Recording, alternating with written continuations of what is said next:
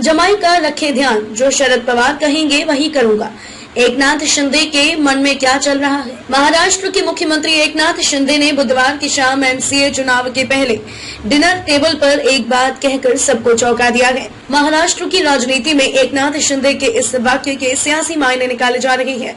दरअसल एकनाथ शिंदे ने शरद पवार और देवेंद्र फडणवीस की मौजूदगी में यह कहा कि मेरा और पवार साहब का जन्म महाराष्ट्र के सतारा जिले में हुआ है।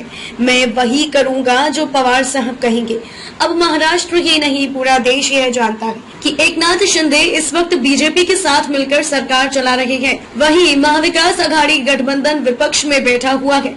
एकनाथ शिंदे ने उद्धव ठाकरे की पार्टी शिवसेना को तोड़कर गठबंधन किया है। अब तक शरद पवार की मुखालफत करने वाले एकनाथ शिंदे अचानक उनकी शान में कसीदे पड़ने लगे तो माथा ठनकना स्वाभाविक है। यह सवाल राज्य का हर युवा, बुजुर्ग और महिलाएं सोच रही होंगी।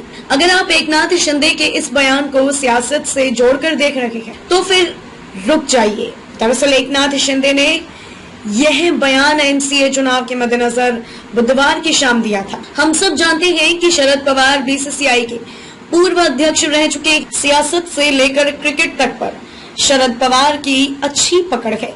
लिहाजा एकनाथ शिंदे का यह बयान भी क्रिकेट और उससे जुड़ी चीजों से जोड़कर देखा जाना चाहिए। डिनर प्रोग्राम के दौरान शरद पवार मजाकिया लहजे में एकनाथ शिंदे की खिंचाई करते हुए कहा कि मेरे ससुर भी शिंदे, लेकिन वह सिर्फ शिंदे नहीं बल्कि क्रिकेटर शिंदे थे। शिंदे की बेटी पवार की बीवी है।